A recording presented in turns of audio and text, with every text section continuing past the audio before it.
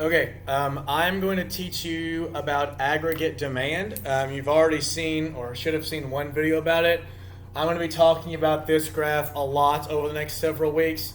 If you hear something in the background and you don't know what it is, that sound, Daisy Mae is right here panting really hard, and she's a big dog. So if you're kind of curious or you see a white furry head pop up, that's her.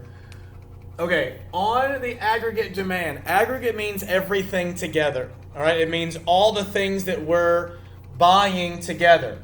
So aggregate demand is the demand for all goods and services. Okay, so instead of like in micro, we have quantity on the x and we have price on the y.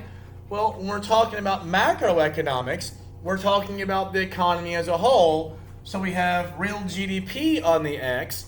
And we have price level, another word when price level goes up is inflation, on the y. And also, as we're making more and more GDP, as we're making more and more stuff, that means more people have to work, which means it tends to lower the unemployment rate.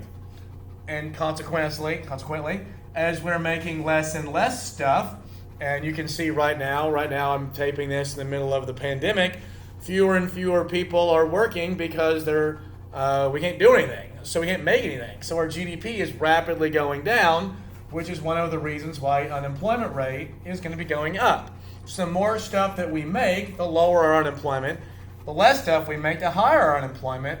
And the higher we move up this way, we have more inflation. So this graph is really good. The aggregate demand, aggregate supply graph. Sometimes we call it the ASAB curve, our graph. So this tells us a lot. In this unit, or this lesson is going to be about aggregate demand. Aggregate demand, you already know a lot about this, even if you don't know it. Aggregate demand has things in it that you already know about. Aggregate demand has the four things that go into GDP. It has consumption or consumer spending, which is the largest part of GDP. In fact, it's 2/3 of GDP, as you know. It has I, or investment spending, or capital goods, right?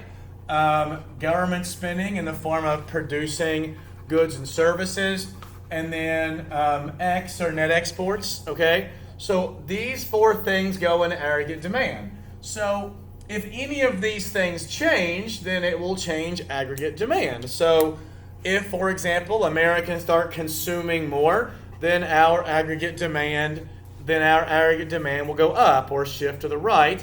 Petting Daisy Mae here. You can see Daisy Mae? There's Daisy Mae. Can you say hello, Daisy?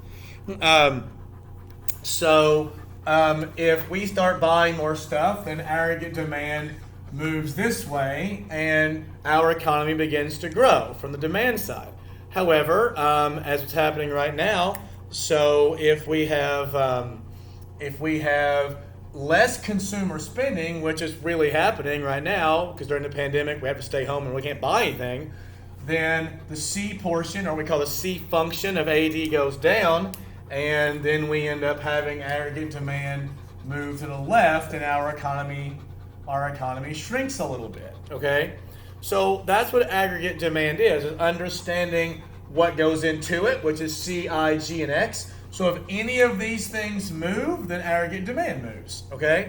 And this is going to be the basis for understanding what we call fiscal policy, which is the government taxing or spending more, and taxing more or less, or spending more or less, mostly to affect the C portion of GDP and the G portion of GDP, and that will affect our aggregate demand. Right now you're seeing Congress and the President work on plans to try to cut taxes for Americans and spend a lot more money and give Americans unemployment stuff so they can go out there and spend more money. And the reason is so that creates demand for goods, and the aggregate demand will then be helped with that. Okay, so that's the whole part behind aggregate demand. C plus I plus G plus X, okay? And anytime that one of these things changes, it changes the entire aggregate demand curve.